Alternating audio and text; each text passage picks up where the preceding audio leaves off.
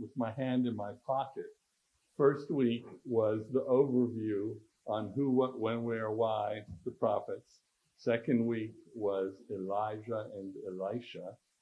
Third week was Isaiah. Fourth week was Jeremiah. And this is the fifth week, Ezekiel. So I only have one more week, and that is next week is the lady prophets. And so I started to panic. I started to go, wait a minute, because actually I'm going to be in New York 2 weeks from now. So I missed last week, so Catherine, there you go. There you go. Anyway, thank you all for being here. It's delightful to see everybody. Today we're going to talk about Ezekiel and a little bit about Daniel. But first, I'm going to do a little bit more that I found out about Jeremiah from last week. But we will, as always, begin with a prayer. Heavenly Father, thank you for giving us the opportunity to come together to discuss Ezekiel, to use our minds to try and figure out what the dickens is going on in that prophetic wisdom shared in the book that takes his name. Be in our hearts and minds, guide our discussion, and give us the rest of a beautiful day. In Jesus' name we pray. Amen. Okay, Jeremiah, let's go back. We said that the takeaways from Jeremiah last week were one of my favorite ones thus far, which is that which seems like the end often isn't. This was very important to Jeremiah and his followers, his listeners, because he was part of the remnant community in Jerusalem that after about a third of the Jewish population was taken into the Babylonian captivity in the first evacuation of Jerusalem, he stayed behind, but life as they knew it had become very, very different. And they were thinking, this is the end of everything. And he was there to tell them it's not. Things seem like the end, but they're not. And there was the illusion of the pecan limb and how it is dead and bare in one season, but then it begins to have buds and then leaves and then it bears fruit. And likewise, the story of our lives are in a pattern. So that which seems like the end usually isn't. And then we also found out from Jeremiah that only the hem of God's garment fills up the entire temple. The people in Jeremiah's time were used to going to the temple and learning that God himself was in the temple in the holiest of holies, sitting above the Ark of the Covenant. And he was contained there. And if you were of a certain status, you got to go into the Holy of the Holiest, Holies of the Holiest. And if you weren't of that status, you were removed by degrees from God himself. And Jeremiah was here to tell us that we shouldn't think of God as being contained within a space. Only the hem of his garment is in there. And this was new thoughts at the time. But God himself overflows the temple and spreads wherever we are. And this will be important because Ezekiel takes that one step further. The other thing that we didn't talk about last week that I was reading about this week is Jeremiah had offered a new understanding of good and evil. And it was, more than anyone had discussed previously, good and evil exist in the world. Good people and evil people do not exist in the world. This was important to his listeners because he was actually suggesting to the remnant of the Jewish people that stayed behind, let's get along with the Babylonians. let's not fight the Babylonians. It would be useless. They are going to take over Jerusalem. Let's not fight them. And so he said, yes, good and evil exist in the world, but let's not think that our captors are themselves evil. As we live in an age today where we tend to think of everything being so divided, you know, there are the people who are the right thinkers and the good thinkers, and they're the ones on our side. And then there's the other side, and they are evil and someone to be defeated.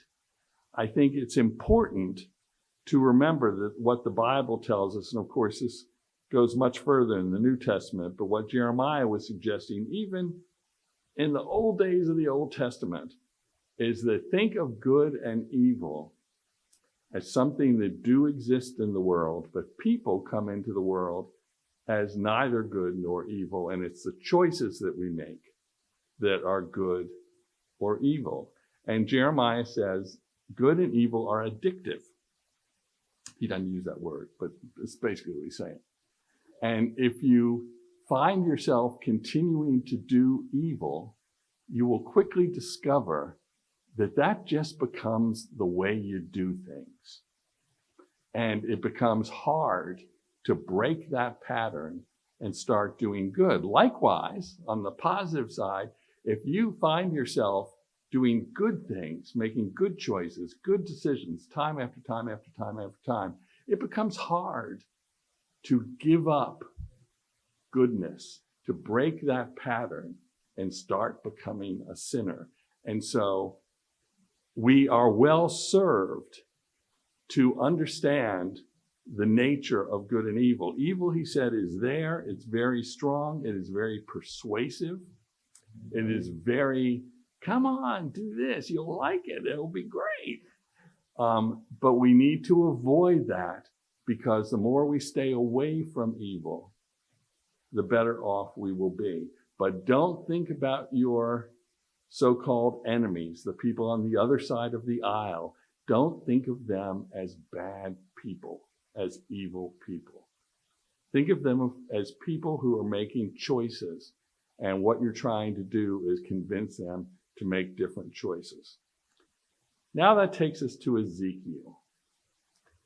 Ezekiel is, when he is 25 years old, the Babylonians come and invade Jerusalem and Judah for the first time, and they take a third of the population out of Jerusalem and take them into exile in Babylon. And the third that they take are the best thinkers, the biggest influencers, the people who are most important to keeping everything together in Jerusalem and in Judah. The thinking being, and this is what all of the conquering armies were doing at the time, I am told. This was just the way the world worked. If you conquer a people, the way to truly defeat them so that they become less likely to strike back against you, to have resistance ongoing, is to divide the population. Take a bunch of them away. Tear apart civilization and society as they know it and take them away. Now, because Babylon had done that, Babylon, as you maybe remember on the drawing that we did, the Babylonian Empire was huge. It was the entire Fertile Crescent.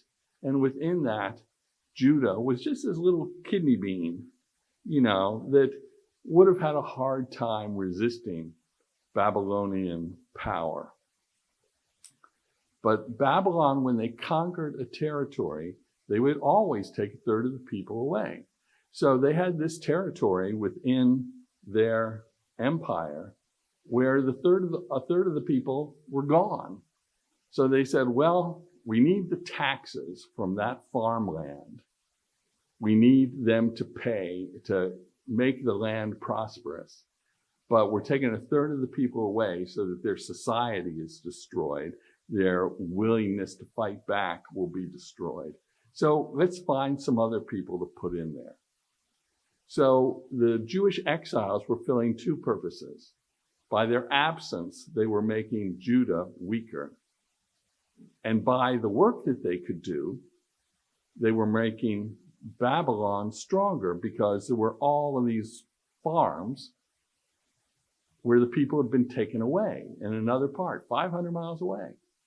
So they said, okay, this number of the Jews, you're coming with us. Now, these are the smartest, the brightest, the highest ranking folks, among the smartest, brightest, highest ranking that they could find. And they were not dirt farmers. But what they were asked to do when they were put into this new environment is, here, you live in this little house, you got this field right here, you're going to grow, I don't know what, potatoes. And that's your new job, and you got to do it. And if you don't do it, you'll be punished. So these people that were in no way trained or in no way had the expectation of being dirt farmers became dirt farmers. And they were separated from the rest of their friends and their family, 2/3 of which stayed back. So they were pretty desperate in the Babylonian captivity. So desperate that they wrote Psalm 137. And I've included this previously because I love the beginning of it and I hate the end of it. By the rivers of Babylon, we sat and wept when we remembered Zion. There on the poplars, we hung our harps, hung them up because we have no use for them anymore. For there our captors asked us for songs. Our tormentors demanded songs of joy. They said, sing us one of the songs of Zion. But how can we sing the songs of the Lord while in a foreign land? Now, you may know those words. Those words may be ringing a bell if you're familiar with Godspell, because they are used as the lyrics. For on the rivers there we hung up our lyres, for our captives there required of us songs. It is the song that Stephen Schwartz has the cast sing as Jesus is saying goodbye to the disciples for the last time before the crucifixion. It's a very moving part of the play, and it ends right there. How can we sing our songs of joy while in a foreign land? And it's a beautiful song, and you go, this Jesus and the disciples are being torn apart. This is really sad. But the psalm goes on from there. If I forget you, O Jerusalem, may my right hand forget its skill. May my tongue cling to the roof of my mouth. If I do not remember you, if I do not consider Jerusalem my highest joy, remember, O Lord, what the Edomites did on the day Jerusalem fell. Tear it down, they cried. Tear it down to its foundations. O daughters of Babylon, doomed to destruction, happy is he who repays you for what you have done to us. He who seizes your infants and dashes them against the rocks. So there's this pretty little psalm. On the rivers there, we hung up our harps because our tormentors demanded that we sing songs of mirth. Well, heaven help us if we ever forget our songs, but how can we sing them in front of these people? That part we go, okay. But then it's, and you who've done this to us, you are so evil. Happy is he who grabs your infant by the feet and smashes its head against the rocks. About as awful an image as we can get for how we treat those who we perceive as our enemies. Well, on the rivers of Babylon, there was a 30-year-old who was sitting there on his birthday. It was his 30th birthday, and it was Ezekiel. And he had been on one of these dirt farms for the last 5 years. Now, when you read Ezekiel, it goes like this. In the 30th year, in the 4th month of the 5th day, while I was among the exiles by the Kebar River, the heavens were opened and I saw visions of God. Now you read that and I never thought, oh, it's his 30th birthday. But then you read the scholarly commentary on it, and many of them, not all of them, said they went back to the original Hebrew that is translated in the 30th year. And they say, when you read those exact words, what it means to any Hebrew reader, and in this case it is a reader, not a hearer, is on my 30th birthday. That's what the Hebrew expression means, in the 30th year. And the reason this is important to the readers of Ezekiel is because, as Ezekiel is about to tell us, he used to be a student for the priesthood in Jerusalem, which is a pretty big deal. He was high up in society. He was a student for the priesthood. And when he was 25 years old, he was taken away from Jerusalem, and his whole life would turn upside down. And he was planted in Babylon. And now here he is sitting by this river, just like the people in Psalm 137. And it's his 30th birthday.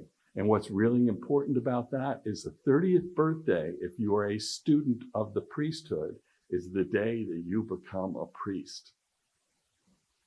So it's like graduation day. He's go, here I am, a former scholar, a former student, a former leader of my community. I'm now a dirt farmer in this barren land of Babylon, trying to raise this crop that I barely know how to do. And because it's my 30th birthday, I've gone to sit by the river and try and figure out what the heck is going on the day that otherwise would have been my graduation day, would have been the day that I became a full-fledged priest. I didn't know any of that until I read the commentary. I just thought, whatever. The other thing that you read in this is that he was a learned person, he was literate, and he was writing all of this down because, as we find out shortly, God has taken away his voice. He's given him a calling. He says, you are a prophet now. Go and spread my word to the people, my people who are now in Babylon, miserable as can be, that they're talking about smashing babies' heads against rocks. Go and deliver my word, but first I'm going to take away the gift of speech. I'm going to tell you to eat a scroll. Literally, that's what it says. God commands Ezekiel to eat a scroll. Now, scrolls were written on the skins of lambs, so it's not as weird as it sounds, I guess. He's eating the skin of a lamb, eating a scroll, eat the entire scroll. God commands him to do. And then I'm going to take away your gift of speech. Good thing you know how to write. And so Ezekiel announces from the beginning, I am writing this. This is the first time that a prophet writes it. Now in Jeremiah, we know he had a scribe with him. And Jeremiah was saying things and scribes writing it down. Jeremiah is at the exact same time as this, roughly. But Jeremiah is with the remnant of the population in Jerusalem. Ezekiel was with the first group that got pulled in Babylon. And they're writing at the same time, this is how God appeared to me. And then it goes on from there. On the 5th of the month, Ezekiel dates everything. Ezekiel had, for the first time, has a sense of historicity, if that's a word, has a sense of the importance of history. And so he's writing his journal, putting it all down, and the scholars say he did. He actually wrote it. They believe that the scrolls they have were actually written by Ezekiel, or copies of the ones written by Ezekiel. Everything else, remember, during the exile is when they're desperately writing down everything else which has been passed to them as oral history. And so all of the things that were written by Moses are oral histories being passed down by word of mouth to a mostly non-literate population, even the leaders. But they're saying, these are the words of Moses. The entire Torah, Genesis, Exodus, Leviticus, Numbers, Deuteronomy, got it all memorized. These are the words of Moses. And you know what? Maybe we better start writing this down. Because here we are in Babylon, and who knows what's going to happen to the Jewish people. So let's start writing it all down. Well, Ezekiel says, I know how to write. I'm going to write it myself. And to really make that crystal clear, God's going to tell me, eat this scroll, then you're going to lose your speech for the next 6 years. We know it's 6 years because history tells us. He lists the dates. He's been there in captivity for 5 years. Between the evacuation of that first group of exiles and the final destruction of Jerusalem, Babylonians, was 11 years. So 5 years he's been there. It's 6 years until the destruction. And God does not restore his speech until the destruction of Jerusalem. So for the next 6 years, Ezekiel just preaches by writing. On the 5th of the month, it was the 5th year of the exile of King Jehoiachin, forgive my pronunciation. The word of the Lord came to Ezekiel the priest, the son of Buzi, by the Kebar River in the land of the Babylonians. There the hand of the Lord was upon him. I looked, says Ezekiel, and I saw a windstorm coming out of the north. Now, the words that Ezekiel starts using here are the exact same words that Moses used in the oral creation history that everyone had memorized and knew as the book of Genesis. So when he says windstorm and other words about expanse and this and this and this, I never knew it. I was just reading this and I thought these are just words. He is quoting Genesis over again and over again and over again. And the reason that's important is because all of his readers know Genesis by heart.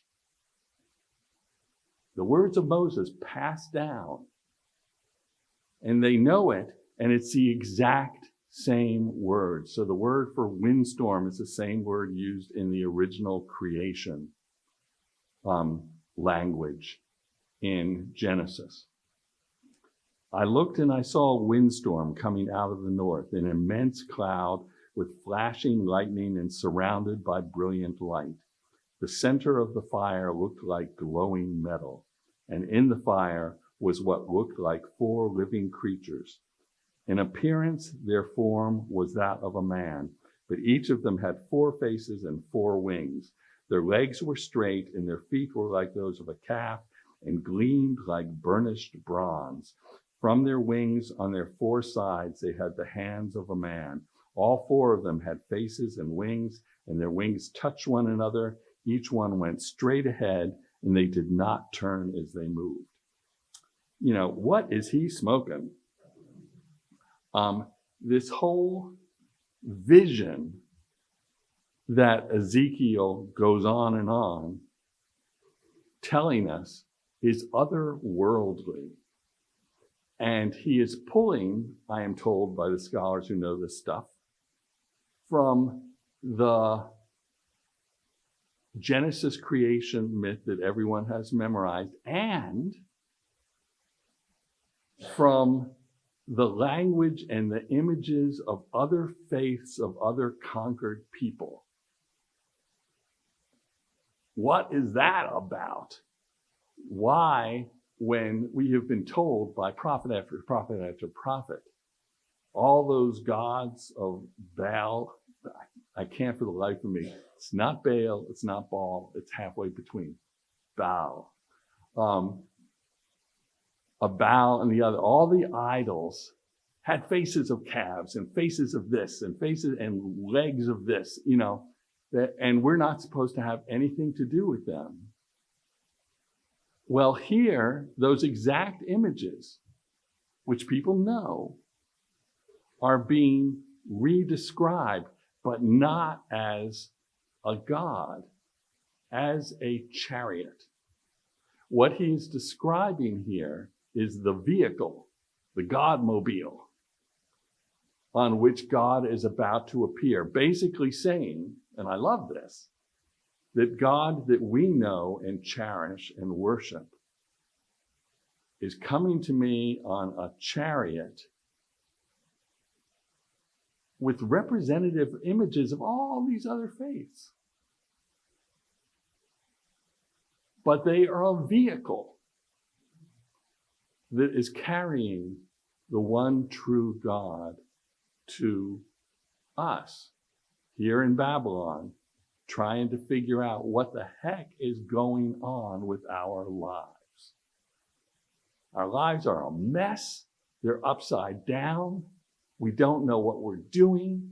Our friends are gone.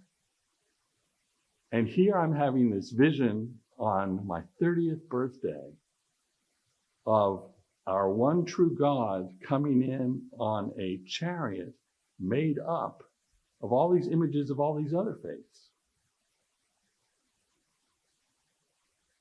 The reason I find that particularly appealing is I have always, my aunt Maud, I'm sorry, I almost said the wrong aunt, was a missionary to India, and a Christian medical missionary to India. And when I was 8 or 9 or 10, I don't know, she came to visit us. And I asked her, I said, well, are all of the children that you take care of Christian? And she said, oh, no, none of them are. She said, they're all Hindu. And I said, so are you teaching them to be Christian? And she said, no. Said, that is not the kind of missionary I am. I am not an evangelist in that sense. I'm an evangelist in the sense that through taking care of them medically, because she was a doctor, I am showing the love of our God. And if they become Christian, great. And if they don't, that's not my issue. And that is that thought of evangelizing through good works, but not through insisting that you think like me, not insisting that you give up what you grew up on. I love that. So this notion of God, our one true God, coming in on a chariot that pays homage, dare I say, to all these other faiths, that alludes to them, kind of appeals to me. And this is the stuff that I didn't know until I read. Well, what are these images he is describing? Well, this came from this faith, and this one came from this faith, and this one came from this faith. I had no idea because he doesn't say it in the book. Their faces looked like this. Each of the four had the face of a man, and on the right side, each had the face of a lion, and on the left, the face of an ox. Each also had the face of an eagle. Such were their faces. Their wings were spread out upward. Each one had 2 wings, one touching the wing of the other creature, and it goes on and on and on. And then it goes to the wheels of the chariot, and there were wheels inside wheels. There's that song that I know it because they sang it in Quilters. Wheel in a wheel and a wheel in a wheel, way up in the middle of the sky. And it's those words are right here. I know it from a show, but that's just because I'm a theater dude, and I looked it up, and it's an old spiritual, Later on, when he has a vision of the return of Jerusalem, after Jerusalem is destroyed, he said, But God showed me a vision of a field of dry bones. And right away, I started going, them bones, them dry bones. And the song comes directly from Ezekiel, because the dry bones all suddenly start coming together and forming whole skeletons, and then flesh appears on them, and Israel is restored from them dry bones, that we read about in Ezekiel. So Ezekiel goes on in describing this vision. You read some science fiction folks today, and they will come right out and tell you this is clearly a UFO. He is seeing this Godmobile is a UFO, and then they will talk about other UFO sightings. And he goes, see, this one's also talked about wheels inside wheels, and this one talks about this. And so it's a UFO thing. Well, I don't go down that path at all. I think this vision was not a vision like we think of. I think it was, the way I tend to interpret it, and some scholars do too, and that's why I do, and I like it. He did not have an otherworldly, out of this consciousness experience. He had a perception of truth. It's not a vision like I've been smoking mushrooms and I had a vision. He had a perception of truth. He's sitting there on his 30th birthday when he should have become a priest. And he goes, how do I make sense of this? And God goes, let me help you with that. Here's a vision, and I want you to write it down. And I want you to scroll, and I don't want you to speak for the next 6 years. After that, I'll let you speak again. So if I take the sci-fi out of it, if I take the drug-induced imagery out of it, and if I go, here's a guy saying a prayer for comprehension on the riverbank where other people are saying, let's smash babies against rocks. How does it make any sense? He's going, well, here's how it makes sense. And the big truth that he is putting before us for our consideration that no one has ever put for us before, and is an expansion on what Jeremiah, at the same time unknown to Ezekiel, is saying to the remnant left in Jerusalem, is only the hem of God's garment fits in the temple. God is much bigger than that. And Ezekiel is saying, in fact, God, and he uses the word that the Jews always use for the Godhead, which is elevated over the Ark of the Covenant in the holiest of holies in the temple. It's like kabod or something. I can't remember the Hebrew word. That is riding on a chariot and is on the move. That is a whole new idea. That this Godhead that we, as Jewish people, go on pilgrimages to see, now that the diaspora has started and we are no longer there, a big chunk of us, against our will, have been moved way out of town. God is coming to us. And that was unheard of. That is brand new territory for our understanding of faith. And if what prophets' jobs are to help us understand things, particularly when things aren't going our way, the notion that God is traveling to us, and therefore God is still with us, and our connection to God is still intact, is new territory for the people reading this scroll for the first time. And so there is vision after vision after vision here. And Just as at the very beginning we said, the thing to remember is that the story of all of the prophets is a story of unstoppable light.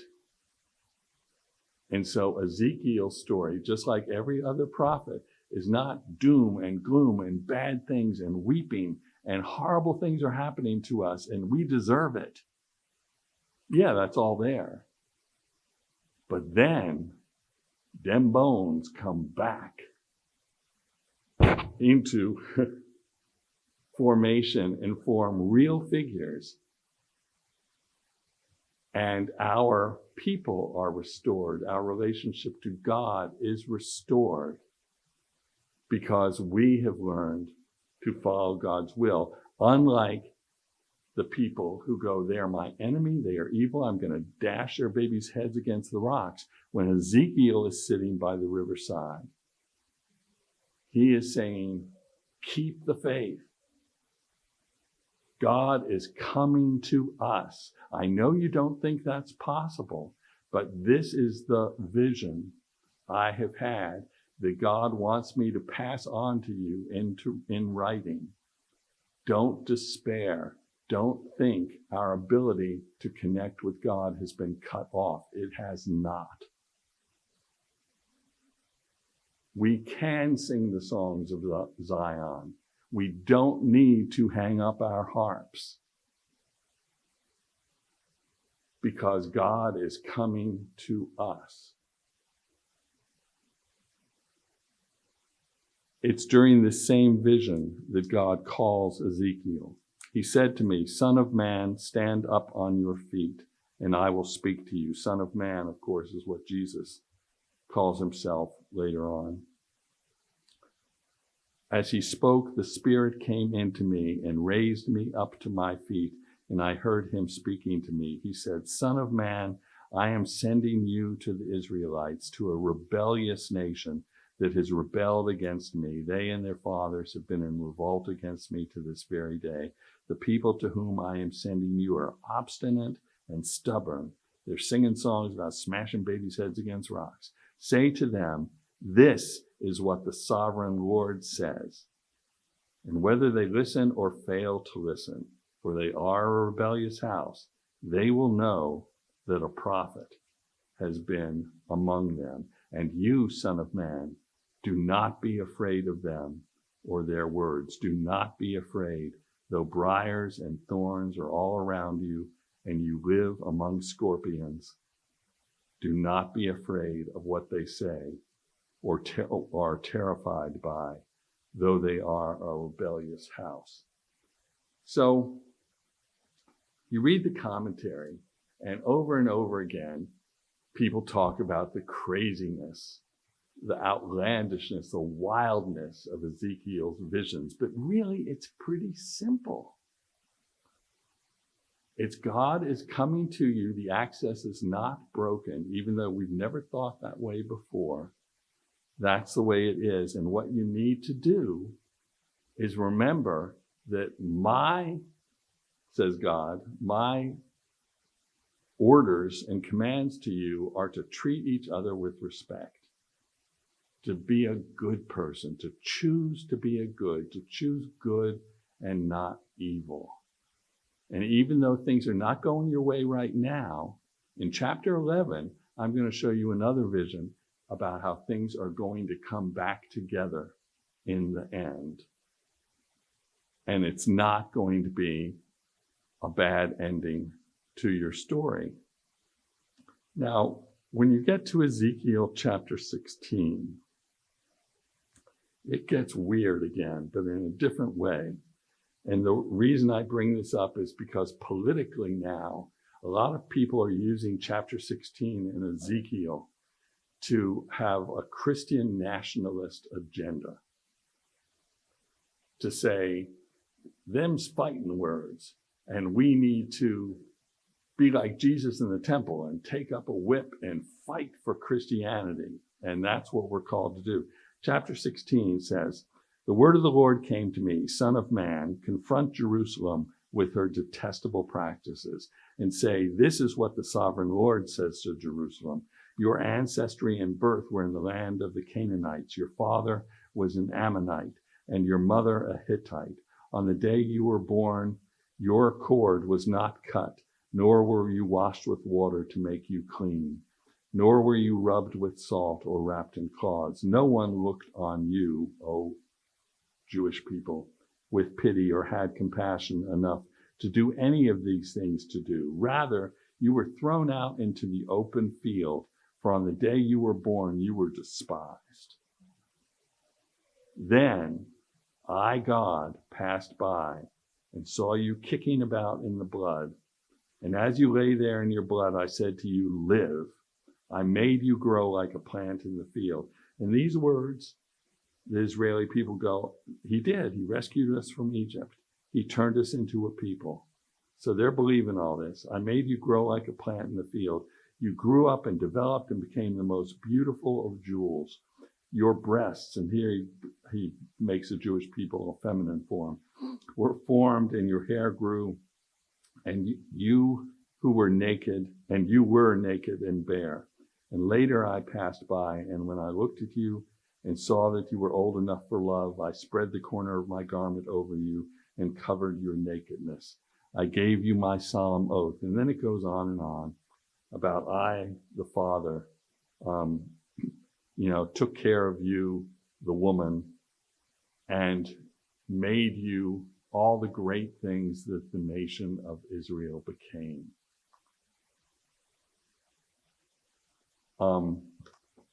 This was an article that was published on October 26 of last year. Conservative pastors, political allies aim to tear down any wall between church and state. Using this past chapter 16 of Ezekiel. When Pastor Ken Graves took the podium at Calvary Chapel Lake Norman in Statesville, North Carolina last year, he cut an imposing figure, dressed in jeans and heavy boots, the sleeves of his work shirt rolled up to reveal the large tattoos on his massive forearms. He wore a leather holster on his belt. With Western movie gunfighter flourish, he pulled from it a Bible. The Bible is a great weapon, he told the crowd, a sword which must be unsheathed. The people have always had a tendency, even spiritual people, to have their sort of favorite thing that God does, Graves said.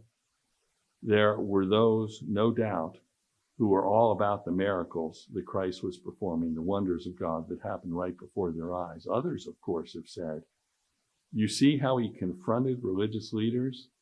You see him make that whip in the temple and clean house? Very John the Baptist-like, calling people out. Graves is like the latter group, he said, preferring his Jesus, righteously angry, flipping tables, driving the sinful and unworthy from the temple with the whip of a lash. There is a time to be whipping in his name, Graves told the crowd to thunderous applause. We should weep, Graves said. He did, he wept, but whip, brothers, I say whip. Among those cheering Graves on the morning were Lieutenant Governor Mark Robinson of North Carolina and Michael Whatley, chairman of the North Carolina Republican Party, because while the gathering took place in a chapel before the cross, it was in fact a GOP political rally and a recruiting drive.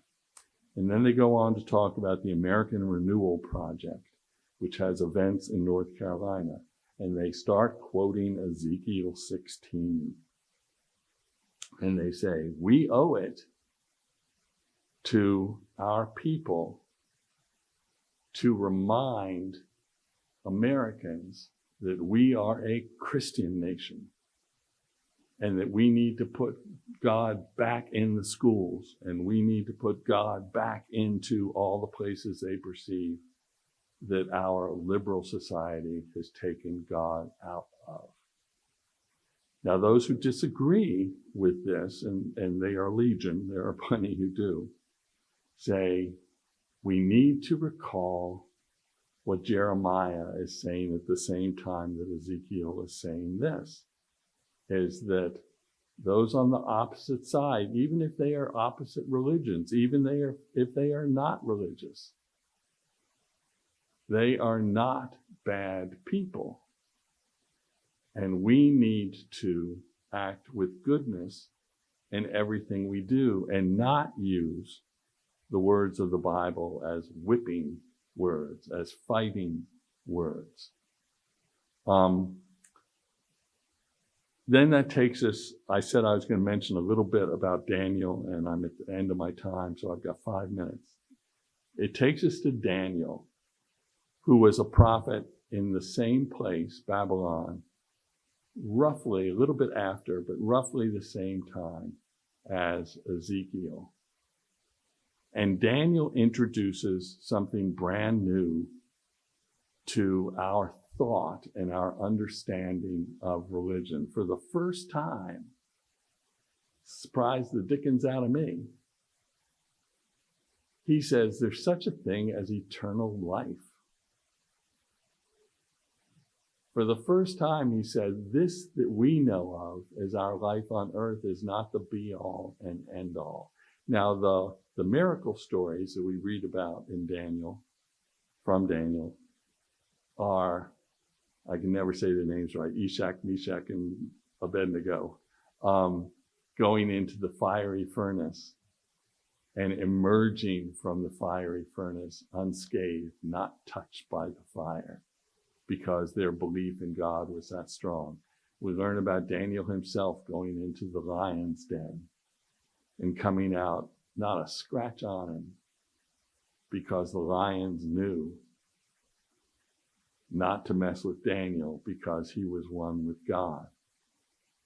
But as Daniel and his fellow heroes escape likely death, his message that he adds to our thoughts is that what we experience here in Babylon, even if we die here in Babylon is not the end of the story. To quote Jeremiah, in another part of the world, same time, that which looks like the end usually isn't. And that which looks like the end of our life actually isn't. And for the Jewish people at this period of time, brand new idea. Now, all of this leads us to the New Testament, leading us just in terms of like Ezekiel being called Son of Man by God, which we hear over and over again in the New Testament. Ezekiel saying God travels to wherever we are. Ezekiel, what's the word they kept using in the scholarly discourse? I'm not going to remember it now. It was a word I have to look up. But starting to define God in human terms as someone who is capable of travel, someone who can not be confined in a place, but comes to us and speaks to us in ways that we can understand, and starting to say God is like us. God is not almost human. That's not what I mean to say. God is understandable in human terms. Ezekiel is introducing that. God's not just a huge wind. It's not like the beginning with Genesis. God is somebody with whom we can talk. God is somebody who gets us. There is a term in here where he says God is heavy. And what it actually means is not he weighs a lot, but it's like heavy, man. Ooh, weighty idea, It's that kind of heavy. God's presence is heavy and with us and like a human and capable of our understanding, even if we never made it to the priesthood. So while we are here in Babylon, Ezekiel and Daniel say, that which looks like the end usually isn't, And we need to be of good heart and seek goodness in our lives, because that is what God has always been telling us to do and continues to tell us to do today. Next week, we are going to be talking about the women, one of whom, Huldah, who's my favorite prophet, was working in Jerusalem at the exact same time. And what she does is absolutely, utterly miraculous. I've talked about her before in this class, in covenant class. But we're going to talk about her again, and Esther and Deborah. Those are the three that we'll be talking about next week, and I will see you then. Thank you.